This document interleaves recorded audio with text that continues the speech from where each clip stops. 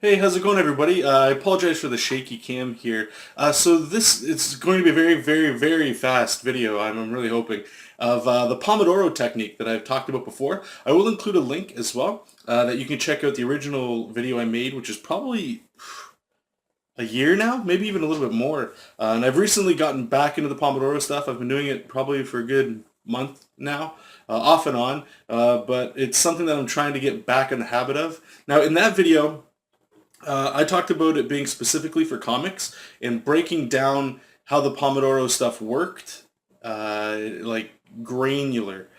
So in this one, I'm going to show you how it would probably be more practical for most of you people out there that are watching. And just very fast, if you don't know what the Pomodoro technique is, it's I don't know who made it, but I stumbled upon it. And the general idea of it is you break your time down into Pomodoros. And a Pomodoro, I believe, is the Italian way to say tomato.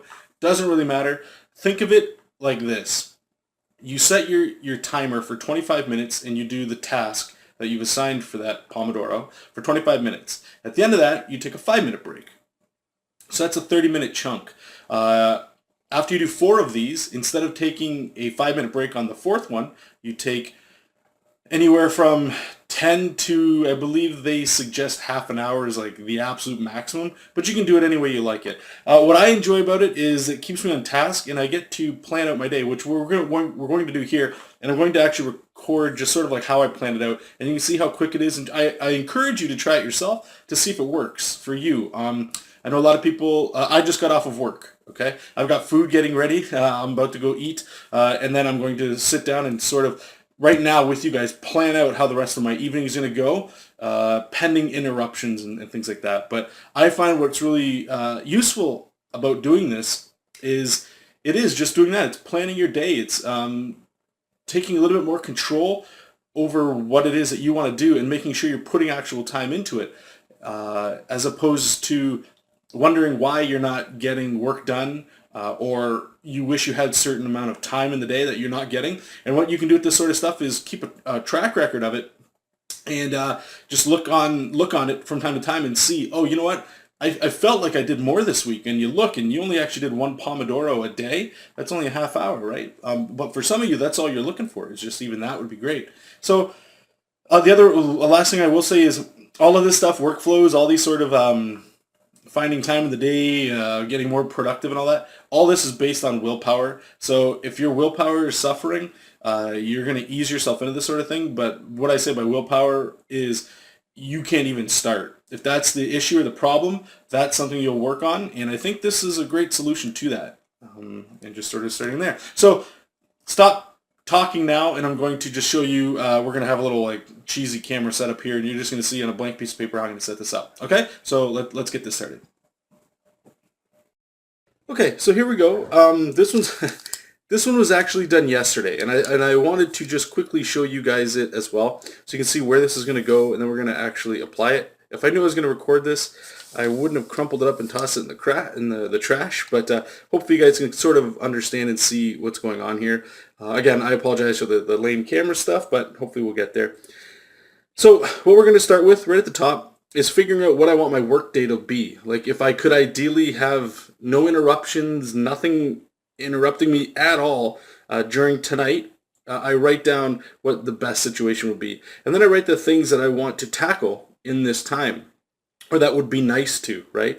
So you can see here it's housework, work on Jessup King, my personal project. I have a client work right here, labeled Kyle for here. And then office work. Office work is what I usually put under for like taking care of my budget, getting my receipts in order, responding to social media, all sorts of things back and forth that require sort of like if I had a secretary, if I needed her to do, or him or her, I shouldn't just say her, but if I had that sort of idea, or I needed that kind of work done, administration sort of stuff, I just file it under office work. So once we figured out how many Pomodoros we have, which are again chunks of time, I just allocate them to there. So you can see what ended up happening here. I actually only scheduled 2 for office work, 2 to do my client work, and just 1 for Jessup King. And I was like, you know what? It's not an emergency for the housework, so unfortunately I'm not going to be able to get to it. But as I started doing more office work, I needed more time. It just wasn't going to be finished. So I had to start pulling away from things. And this is the really excellent way of doing this sort of thing. It'd be nice to be able to get all this stuff done. But unfortunately, wasn't able to. So you got to start pulling away. So sorry, Jessup King wasn't getting done, so I could add another 25-minute chunk to doing office work. And this might seem stupid because I was able to still draw yesterday, which is great. You're going to hear an alarm going off in the background. I apologize for that. I was still able to get drawing done. I didn't want to take away from that, but this is where you sort of get in that struggle of what's more important, the client work or your personal projects. And I'm not going to get in that debate.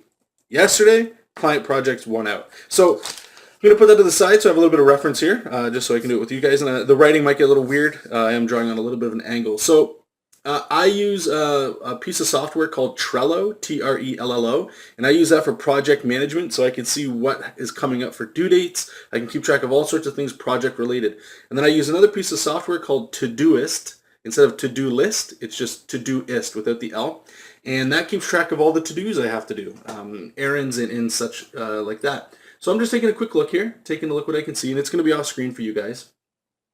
And I just need to see what I'm looking for is what requires a lot of time, what's going to take a lot of time. It doesn't look like there's too much, right? So what I'm going to do is I'm going to write down office. Again, just like you guys saw previously, I'm going to do some office work. I'd like to be able to do some Jessup King stuff today, especially since I wasn't able to do it yesterday. And client work for sure. And most of the time, I'll be honest with you guys, this isn't a huge list. I don't ever want it to be. It's like chunks of things, right? Housework would be nice. Definitely have to do some of that. I have somebody coming over later, so we're going to have to make sure we get some time to do the spot cleaning sort of stuff. So this is what I'm going to be focusing on. So like I said, I've got dinner getting, I'm going to be making some dinner here. I just got off work. So what time is it right now? It's about 4 p.m. So I'm going to give myself, we're going to say my second job here. What I'm going to do is from 5 p.m. and I'm going to work till, I'm trying to think where I have to be or what I have plans for. Or you could think of it in terms of like, when do you want to finally have your own time? You know, even though we will be taking breaks throughout this, that's not the point. So I'm going to say I want to be done by 8:30.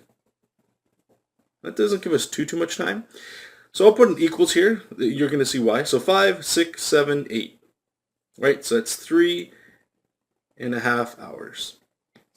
Great. So what this lets us do is now we know how many Pomodoros we get to make. Remember, think of it in 30-minute chunks. Okay? And I did say in the fourth one you take a bigger break. I'm going to skip that myself because I know my day is ending at 8:30. I've got plenty of night left to just relax, more than I probably need. Right?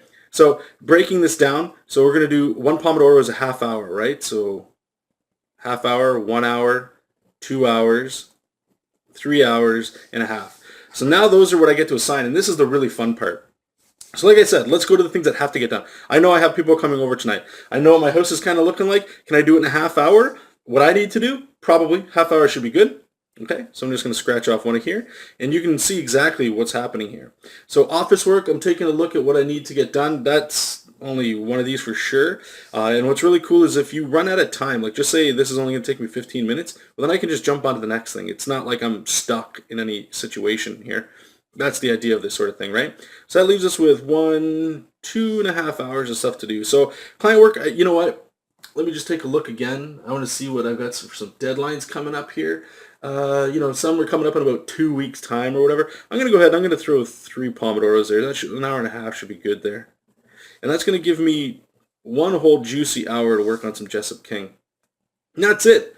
Like I say, my start time is 5 p.m. so I can enjoy my meal and get ready, and I can see everything I need to do for today. And it's pretty much broken down. The next step is which one do I want to tackle first?